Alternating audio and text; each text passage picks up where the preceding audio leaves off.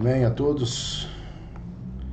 Mais uma quarta-feira aqui para falarmos sobre aquilo que Deus tem colocado no meu coração, aquilo que Deus tem realmente ministrado. Amém? Vamos orar?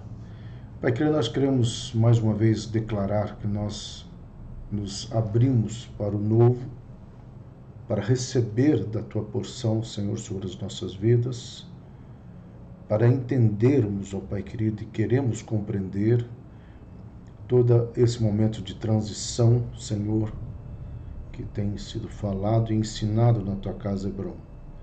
Dá-me sabedoria, dá-me graça, dá-me entendimento para ministrar na vida dos Teus filhos e prepare cada coração para entender aquilo que o Senhor vai estar falando em nome de Jesus. Amém? Dona Karina, que história é essa da senhora ficar fazendo aquelas caretas nas redes sociais? Misericórdia, minha irmã. Se tivesse aqui você, o Adriano, o Caleb e o Azaf ia tudo para a sala pastoral, viu? Mas amém, vamos lá. Hoje já tem mais gente aí. Thaís, Nancy, benção, muita benção. Tatiana, Tatiana, pastor Silas. Muita gente boa, glória a Deus. Amado, deixa eu explicar para nós entendermos a sequência. Primeiro, quarta-feira passada, Deus ministrou na minha vida, eu compartilhei com vocês a mensagem, tá? Está chegando, as bênçãos estão chegando. A imagem principal foi um container, vários containers, né, chegando no porto. E no domingo à noite eu frisei muito isso. Então nós começamos com as bênçãos chegando, tá? No domingo à noite, nós falamos sobre a pedagogia do milagre, tá? Como que nós vamos operacionalizar pela fé, e nós trabalhamos com a figura de Naamã, sem tanto trabalhar a questão dos 7 mergulhos, mas muito mais aquelas posturas de ensinamento. E hoje que nós vamos falar? Hoje nós vamos falar sobre o novo que o Senhor tem para as nossas vidas, que é essa questão de nós avançarmos. E eu convido vocês, eu espero que vocês tenham já assistido e lido todo Jeremias capítulo 31, e eu espero que hoje você leia todo o capítulo 1 de Isaías, tá? Mas nós ficaremos apenas com um versículo só. Tá? E depois eu vou explicar o que Deus tem ministrado no meu coração, e essa madrugada, eu orei muito essa madrugada, para essa transição que Deus tem falado. Amém? Se quiserdes, versículo 19, né? E me ouvirdes, ou em algumas versões está me obedecerdes, né? Comereis o melhor desta terra. Amado, se nós pregamos quarta-feira passada dos contêineres, se nós pregamos domingo à noite, tá? Que teve uma benção, culto, louvor, tudo, né? Se encaixou, feito aquela harmonia de Deus. Hoje nós vamos falar sobre as consequências dessa pedagogia e a consequência disso que nós estamos pregando. Então eu coloquei o título, A Mesa do Senhor. Amado, mais do que nunca, e interessante que domingo que vem, no aulão, nós vamos falar o versículo 5, tá, do Salmo 23, que é exatamente a mesa do Senhor.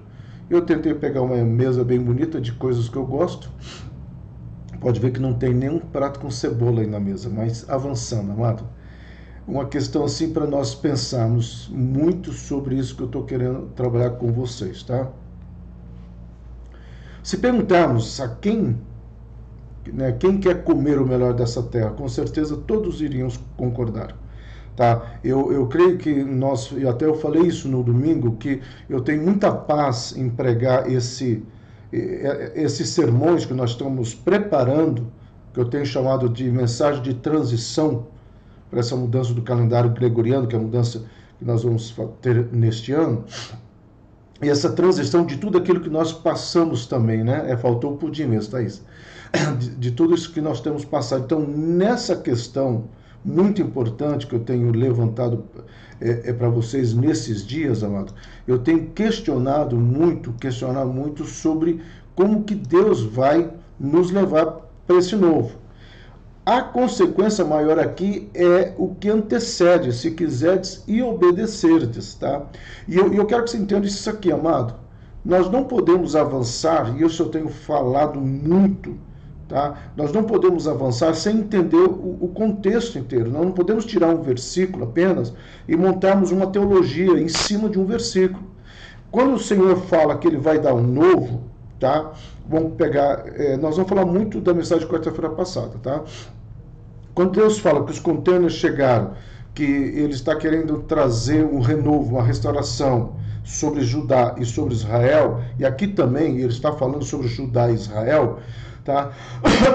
Se você ler Isaías 31, você vai ver que Deus lá também trabalha, que tudo aquilo que estava acontecendo não era porque Deus era sádico ou porque Deus havia esquecido de abençoar. Mas Deus coloca aquilo lá muito forte em Jeremias, no capítulo 31, que era consequência do pecado, que é o que ele também fala aqui, tá, em Isaías capítulo 1. Então, ele vai discutir isso. Esse versículo é muito conhecido, mas antecede, né? Vem e vamos refletir juntos, o Senhor fala. Embora os seus pecados sejam vermelhos como escarlate, eles se tornarão brancos como a neve. A questão aqui de Deus, amado, e aí nós vamos começar a trazer para nós, não era o pecado. A questão era o arrependimento. É como se Deus falasse assim, olha, eu não estou e nem vou discutir com vocês o pecado de vocês. Eu quero discutir com vocês se realmente está nascendo em vossos corações o arrependimento. Porque o arrependimento, e nós falamos muito sobre isso no domingo, tá? O arrependimento é a base, tá? Para a transformação. Então, quando nós avançamos nisso, nós precisamos entender. Por isso que a primeira palavra que o Senhor vai colocar na boca de Isaías, a palavra rabar, que significa estar disposto. Mas eu gosto muito do que o Lextan coloca. Se você concordar, é como se Deus estivesse fazendo aquele contrato que ele fala em Isaías 31. Se lembra? Isaías 31 ele fala o seguinte, ó, tá ok, eu vou fazer um novo contrato com a casa de Israel, e para nós cristãos, hoje, esse novo contrato está lá em Hebreus capítulo 8, versículo 4, até os versículos de número 7, que é a nova lei escrita no meu coração, que é o sangue do Senhor Jesus Cristo sendo derramado sobre a minha vida, quando eu aceito Ele como meu Senhor e Salvador. Então, essa pergunta que o Senhor faz é a pergunta que eu quero iniciar. Você quer comer o melhor dessa terra?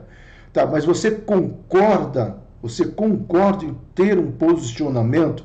Aquilo que eu ministrei no domingo, amado, que é muito sério, que isso tem falado muito ao meu coração.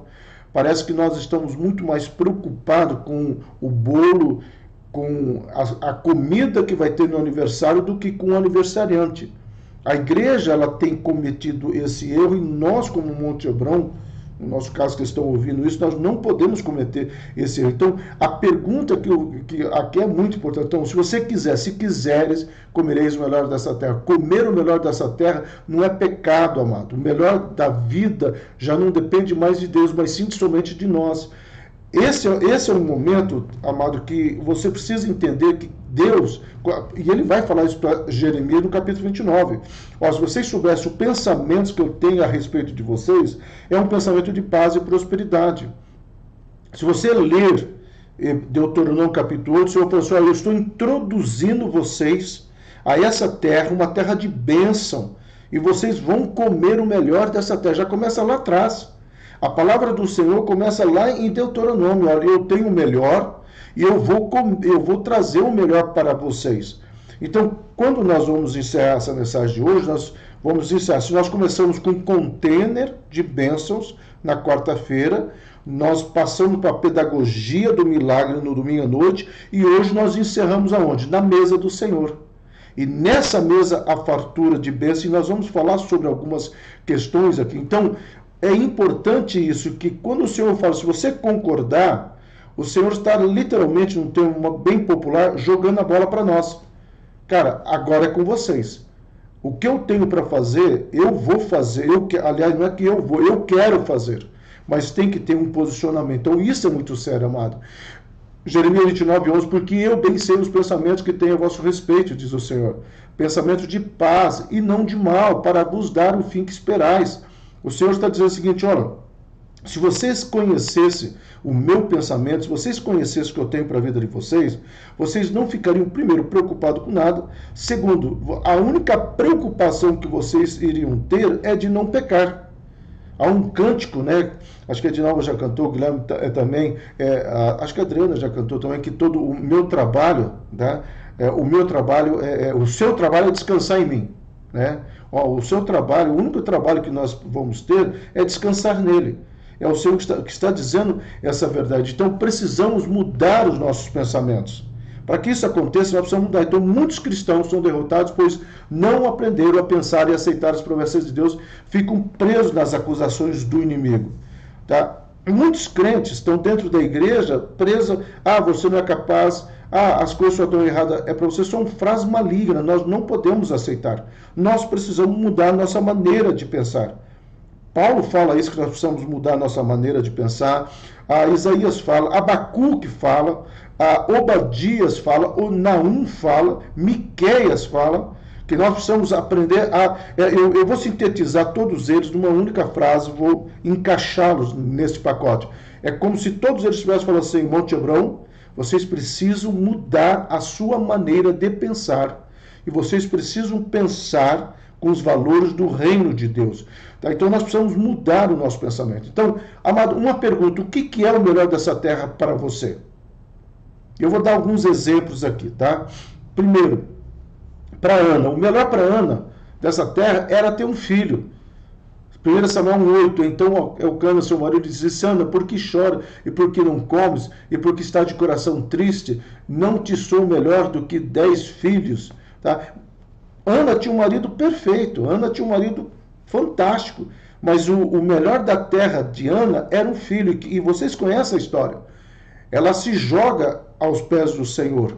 Ela chega até a fazer uma aliança com Deus. Mas o que me chama a atenção, que eu já preguei isso várias vezes, é que Ana não fala: Deus, o melhor da terra para mim é ficar grávida. Eu quero ser mãe. Eu quero poder ver minha barriga crescer. Eu quero gerar um filho, né? Ou uma criança. Não. Ela fala: eu quero um filho homem. E esse filho homem, eu vou, depois que eu terminar de amamentar, aquele período, né, de que eu posso fazer, eu farei, eu entregarei a ti, eu o consagrarei a ti, eu deixarei aqui no templo para ele te servir. A convicção de Ana era tão grande que ela pede exatamente o que era para ela o melhor da terra. Nós temos a história da mulher da hemorragia, Mateus capítulo 9, os evangelhos, né? Marcos também retrata isso, Lucas também vai falar. Aquela mulher que nós conhecemos a história, qual que era o maior sonho dela? Era curar e ser curada. Eu não sei se vocês se lembram, uma vez que nós estudamos, não sei se foi no aulão, aqui durante 12 anos, tá? Na cultura hebraica, a partir dos 12 anos era o último ano que ela poderia comparecer diante do sacerdote. No grego, a palavra que está ali é como se ela fosse noiva. E aí ela estava durante 12 anos, tá? Posso casar? Não, você ainda está em maldição. Posso casar? Você ainda está em maldição. Quando chega o último ano, ela falou: cara, o ano que vem, o que o sacerdote falaria? Essa mulher é amaldiçoada para sempre. Então, ela não poderia, ninguém mais poderia se comunicar com ela. Então, este era o último ano, era a última chance dela. E aí ela vê Jesus passar. Quando ela vê Jesus passar, vocês conhecem a história, ela vai até Jesus, ela toca num dos barbantes ali do talite de Jesus.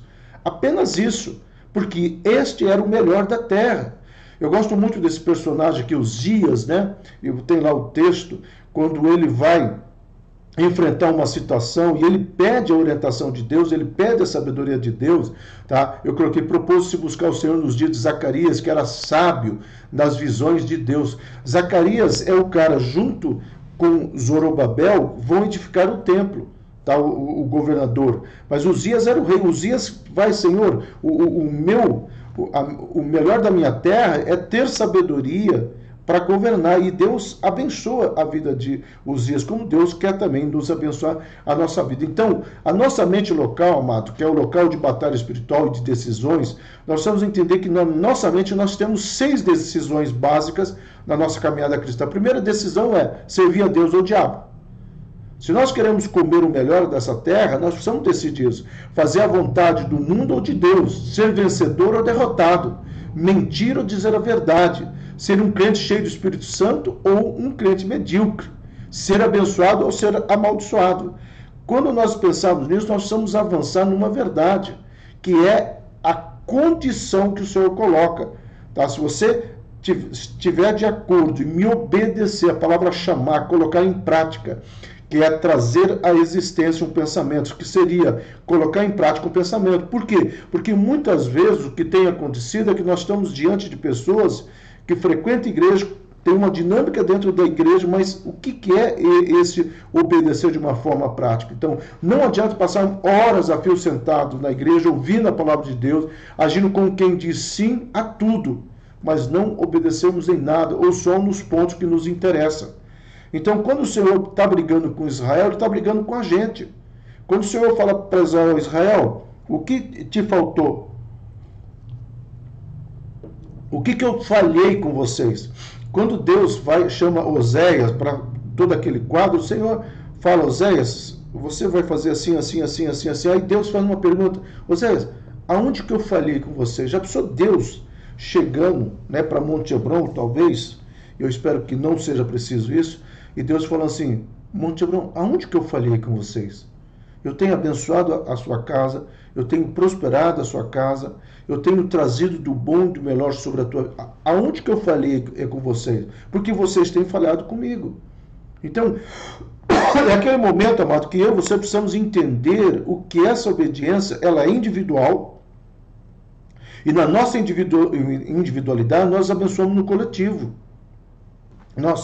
Eu creio que essa pandemia mostrou uma verdade, tá? Que nós podemos ser igreja. Agora nós precisamos aprender a outra verdade, que juntos nós temos a comunhão dos santos. E aqui é um processo de aprendizado. Eu sei que muitas pessoas ainda estão com medo da pandemia, estão se fechando. Tem algumas pessoas que eu tenho entendido que tem que tomar cuidado mesmo. A minha esposa, a Ângela, é uma delas. Tá? Mas eu também tenho visto outras situações. Então, talvez seja a hora de nós começarmos a refletir as nossas prioridades. Tá? Então, precisamos entender a importância da obediência a Deus. Pois se formos obedientes, desfrutamos do melhor dessa terra. Tá? Por que eu não estou identificando o que é esse obedecer? Porque, na realidade, essa obediência ela é, ao mesmo tempo, individualizada. Eu sei o que Deus pede da minha vida. Eu sei quais são as áreas no meu caráter que eu sei, eu sinto e eu entendo que o Espírito Santo está trabalhando. Então, nessas áreas, eu, Silas, tenho que tomar um posicionamento. Ou eu vou obedecer ou não. E não adianta nós chegarmos com essa cara, às vezes, dissimulada, e dizer, Deus, eu não sabia. Porque o Espírito Santo está em nós para nos mostrar o caminho, para nos mostrar toda a verdade. Então não há essa de eu não sabia. É mais fácil eu falar, Deus, eu sabia, mas eu não quis. Porque é isso que o Senhor está brigando com Israel. Tá? Aonde que eu errei com você? Porque vocês sabiam o que eu queria. E se você ler todo o texto de Isaías, tá, você vai ver que, de novo, como Jeremias, Deus está falando para Judá e Israel. Ou seja, Deus está colocando toda a nação, todos os descendentes de Abraão. Então, essa é uma questão muito séria. E aí nós precisamos entender que, nesse chamado, nós somos chamados para fazer a diferença. Nós vamos comer o melhor dessa terra, mas para quê? Para que nós possamos fazer a diferença em todo o relacionamento que nós tivermos. Tá? Então, preste atenção na resposta que o profeta Samuel deu a Saul. A obediência é melhor do que sacrifício e a submissão é melhor do que a gordura de carne. Todos conhecem essa história, tá? Samuel se atrasa, Saul, de uma forma precipitada, vai lá e faz um sacrifício que era delegado apenas aos sacerdotes, segundo a lei de Levíticos. Tá? É claro que nós podemos questionar aqui por que Samuel atrasou. Há muitas argumentações, né, por debaixo, né, desse momento. A voz sul sempre me questionava isso, mas o profeta atrasou, porque a partir daqui Deus coloca uma sentença sobre a vida de Saul. Tá? Mas o que Deus estava querendo ensinar? Não é apenas Saul, Deus estava querendo ensinar nós também. Que nós precisamos realmente, tá, tomarmos um posicionamento de obedecer. Há coisas que eu não entendo, mas eu sei que obedecer é melhor. Então eu não posso apenas profetizar que nós vamos comer o melhor dessa terra e gritarmos e declararmos, aleluia, eu vou comer o melhor dessa terra, se eu não trazer para vocês a pedagogia do milagre. Se eu não trouxer para vocês a base de como vocês vão avançar nesse melhor dessa terra. Então, é através dessa obediência. Então, a relativização da obediência é o cumprimento meramente parcial dos mandamentos, que é o que tem acontecido, é uma forma velada da prática da desobediência. Meu amado, não existe meia obediência. Ou você obedece por inteiro, ou você não obedece. Não existe meio caminhar.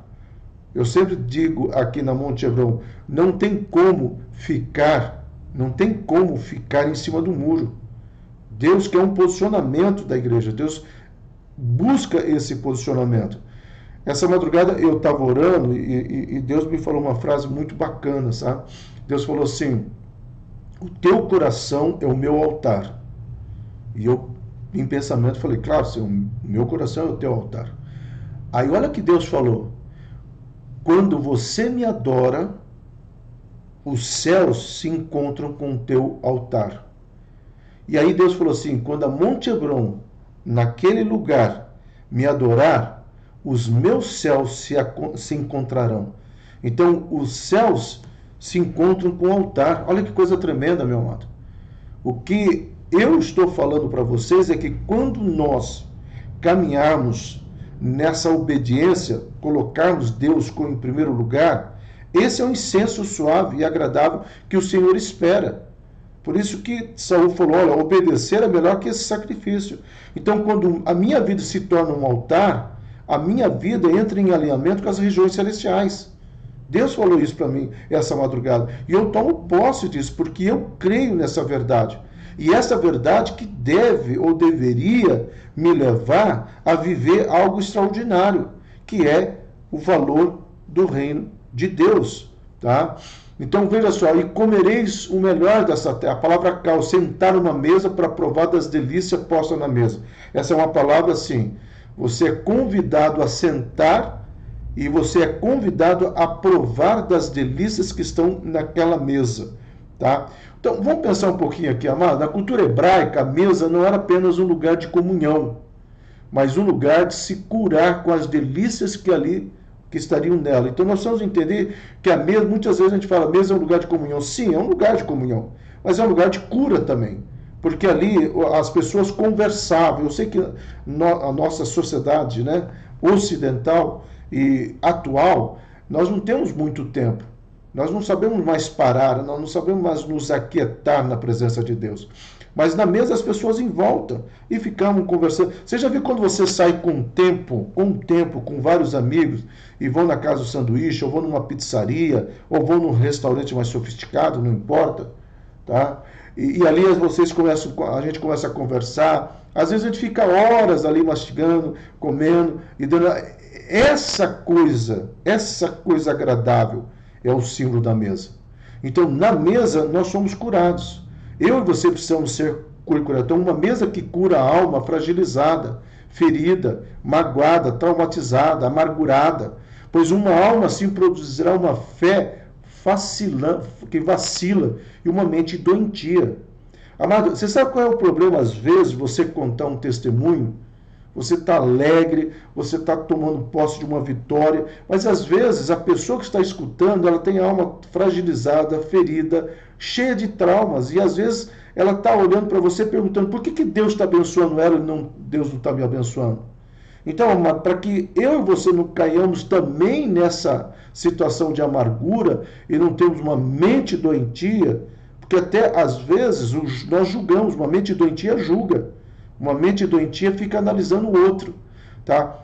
Amado, eu estava aqui na igreja orando, fui ler um versículo lá, aí eu não sei se foi o Espírito Santo que fez uma piadinha, eu sei que me veio vigiar e orar, né? Aí me veio assim: nossa, a igreja tem praticado essa primeira parte, vigiar. Só que infelizmente a igreja está vigiando a vida dos outros. E era vigiar a sua vida, não é vigiar a vida do outro. Porque nós temos visto tantas coisas, né? Principalmente nas redes sociais, pessoas tentando interpretar, pessoas tentando falar. Então, que a minha alma e a nossa alma, meu amado, seja curada. Essa é a primeira palavra profética. Que nós sejamos curados na mesa do Senhor. Tá? Uma mesa que cura a alma enferma só pensa no pior, porque a alma enferma só pensa no pior. não vê esperança, aí acho que é a frase que faltou uma vírgula, né? Não vê esperança de mudança em nada, vive sofrendo por antecipação com coisas que nunca existiram e que nunca vão existir. O medo contínuo traz um verdadeiro tormento. Nós precisamos de uma mesa que cura a alma, que só pensa o pior. Uma alma que sempre está com medo. Quantas pessoas, né? Pastor, eu não sei não. Pastor, olha, a coisa está difícil. Pastor, que nem hoje eu escutei. Você vai ver, depois das eleições o comércio vai fechar. Amado, o comércio já foi fechado e nós sobrevivemos. Na época que o comércio foi fechado, quantas bênçãos nós, na Monte Hebron, não presenciamos. Então, ainda vamos continuar com medo? Eu acho que está na hora de nós entendermos que esse é um erro do povo do deserto. Vem lá com maná, vem com maravilha, aí quando eles foram beber água e a água estava amarga, pronto. Deus, olha o que eles falam para Moisés, meu amado, porque no hebraico é forte essa frase. Eles falam assim: Moisés, por que você nos tirou do Egito para morrer deste lugar? Amado, não tinha morrido ninguém, nem de fome, nem de anemia, nem nada. Está vendo quando uma alma ela está enferma, ela está sempre no pessimismo, ela não consegue avançar? Nós precisamos de uma mesa que cura a alma enferma, que pensa e diz: não posso, não venço, não consigo, não dá certo. Enquanto uma alma curada pensa e diz: posso todas as coisas naquele que me fortalece. Nós precisamos mudar a nossa verbalização. Nós precisamos aprender a declarar, seja na pandemia ou seja em qualquer lugar: eu posso todas as coisas porque Ele me fortalece. Nós podemos todas as coisas não porque nós somos merecedores. Nós podemos todas as coisas não porque nós somos o cara. Nós podemos todas as coisas porque Ele é o cara sobre as nossas vidas. Ele é o nosso Senhor e o nosso Salvador. Tá? Nós precisamos entender isso. Prepara uma mesa na presença dos meus adversários. E olha que ironia, nós vamos estudar isso aqui no domingo. A batalha na qual você está, ou logo se tornará uma refeição, uma experiência que o nutrirá e o edificará espiritualmente. Meu amado, se você está enfrentando, se está no meio do campo de batalha, comece a declarar que logo, logo o Senhor vai preparar uma mesa perante os seus inimigos, ou diante dos seus inimigos, como um sinal de triunfo, como um sinal do que Ele tem para a tua vida, do melhor que Ele tem para a tua vida. Nós vamos estudar no domingo, né?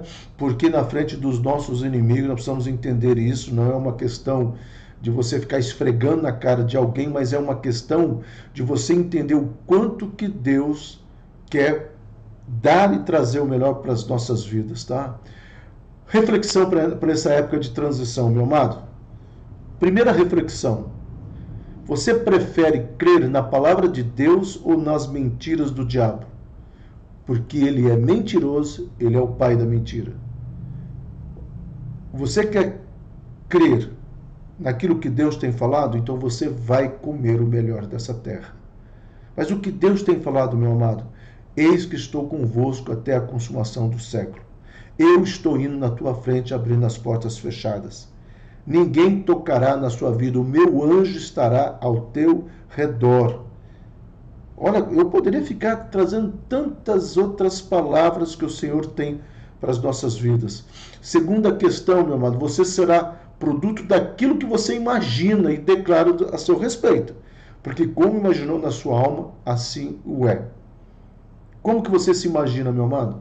Quando Saul olha para Davi e vê a estatura de Davi, vê a fragilidade de Davi, o texto dá a entender que Davi naquele momento era bem magrinho, depois parece que ele, quando ele está fugindo, até o corpo dele muda, né? Talvez por ficar subindo e descendo de tantas montanhas na fuga, ok? Mas eu sei que quando Davi enfrenta aquilo lá, e ele está diante de Saul, Saul fala assim: mas espera aí, como que você vai fazer isso? É como se Davi falasse: não é o que você está vendo, mas é o que eu sou. O que eu sou, é o que Deus colocou sobre as nossas vidas, meu amado. Nós precisamos entender isso. Não é o que o mundo está dizendo, não é o que as pessoas estão dizendo. Então tome posse também sobre a vida do teu filho, não é o que eles estão dizendo. Começa a profetizar que a mente dos teus filhos, que a mente da tua esposa, do teu marido, eu profetizo que a mente da Monte Hebron vai mudar, e nós, como hebronitas da cidade de Uberlândia, vamos declarar que nós vamos comer o melhor dessa terra. Profetizamos sobre os nossos amigos de Campo Grande também, nós declaramos isso, lá do Rio de Janeiro também, nós profetizamos isso em nome de Jesus. Se sua mente estiver cheia de Deus e da sua palavra, certamente você terá pensamentos bons a seu respeito e a respeito das pessoas. E nenhum de vós pense mal no seu coração contra seu companheiro, executai juízo de verdade e paz nas vossas portas. Zacarias 8:17. Tá? Então, para você ter uma mente transformada, meu amado, são as 3 propostas para nós avançarmos daquilo que Deus tem falado nesse ano. Aí o 4 vai fechar aqui, ó, os princípios contínuos da palavra trazem cura para minha alma. A lei do Senhor é perfeita e ela restaura a minha alma. Então, meu amado, esse é o princípio que nós precisamos avançar. E nós precisamos acreditar nisso e nós precisamos tomar posse disso. E aí, amado, eu quero que você pense comigo. Nós vamos estar desenvolvendo essa palavra, tá? Talvez às quartas-feiras eu estarei pregando, porque nós estamos fazendo Deus me trouxe uma sequência de mensagem desse momento de transição. E eu coloquei uma oração aqui para nós fazermos juntos. Eu vou fazer bem devagar, eu vou mudar os slides bem devagar, para que eu e você possamos declarar isso. Tá? Lá vão ser 4 slides, se eu não me engano, tá? E nós, acho que 3 lá, mas enfim, nós vamos estar lendo. Então vamos orar? Declare isso, você vai lendo aí, tá? Senhor Jesus, eu me submeto a Ti. Eu declaro, de acordo com a palavra de Deus, que por causa do Teu poder de subjugar todas as coisas a Ti, as armas da minha guerra são poderosas para demolir fortalezas. Fortalezas, amado, que estão cauterizando a nossa mente. Fortalezas que estão, talvez, dizendo que você é um fracassado, que esse ano de 2020 já se perdeu. Tá? Essas fortalezas nós não podemos aceitar. Então, declare isso, que você realmente toma posse. Segunda parte é da oração. Eu me arrependo por usar a mentira de que nunca serei como Jesus, como desculpa para pecar e comprometer minhas convicções e de ter medo de me assentar à tua mesa.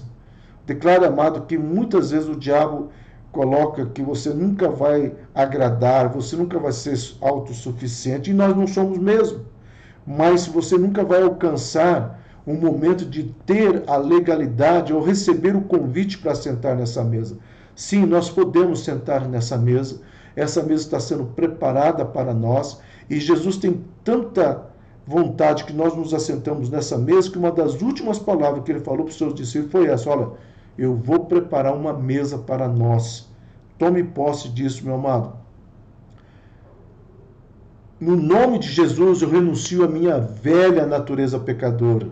E pela graça de Deus e o poder do teu Espírito, eu destruo a fortaleza da incredulidade que existe em minha mente e recebo o melhor dessa terra, e que nesse período de transição de 2020 para botei um 2 a mais, né? 2021, eu vou me posicionar e eu vou obedecer a tua palavra. Nós precisamos avançar nessa verdade. Amado, desculpa, não sei se deu para todo mundo orar aí e ver. Tá? Amém? Avançando, o último slide da oração. Por causa do sacrifício perfeito de Jesus Cristo, eu sou uma nova criatura, eu sou uma nova criação. Eu creio que irei comer o melhor dessa terra nesse período, bem como eu declaro que quero sentar-me na tua mesa e ser transformado à imagem de Cristo enquanto eu ando com Deus, cheio do Espírito Santo. Amado, a mesa está posta. Há lugar nessa mesa para a minha vida e para a tua vida. Nós podemos comer o melhor dessa mesa, nós podemos comer o melhor dessa terra e nós podemos avançar e crer. Então, meu amado, Monte Hebron, vamos sentar nessa mesa. Vamos declarar esse tempo profético. Então, eu encerro colocando essa sequência, que é muito importante. Primeiro, eu tenho que tomar posse que as bênçãos já chegaram. Isso, não sei se você fez isso, mas eu falei no domingo. Se você não viu a palavra de domingo, eu falei no domingo para você orar e dar o teu endereço.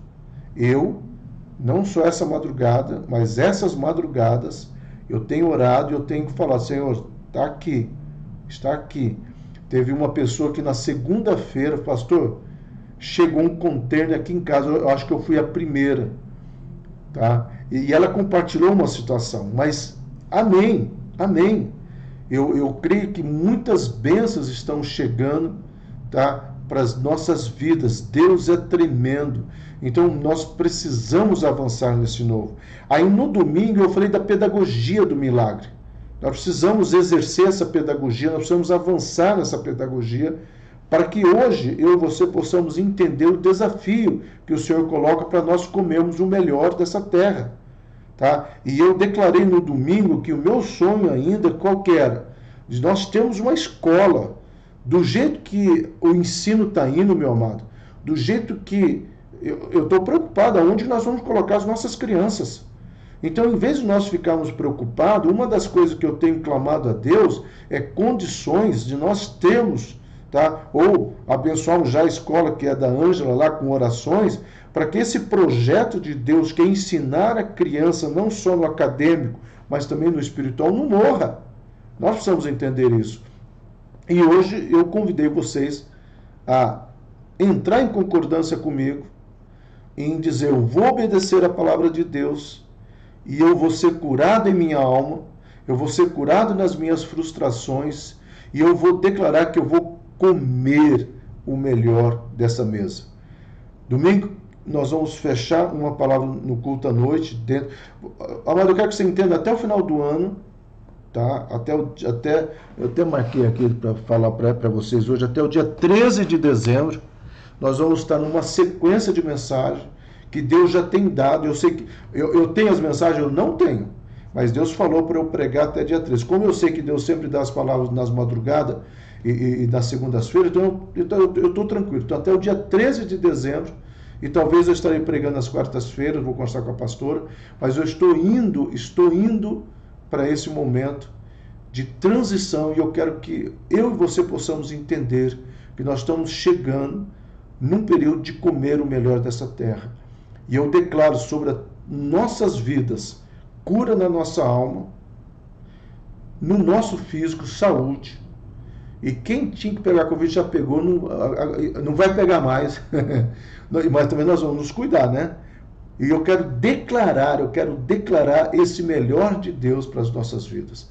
Amém, meu amado? Domingo de manhã nós vamos falar um pouco mais sobre essa mesa, que é o versículo 5 do Salmo 23. E à noite nós vamos continuar declarando essa verdade.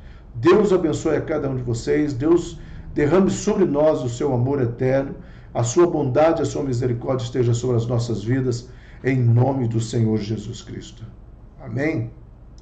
Glória a Deus.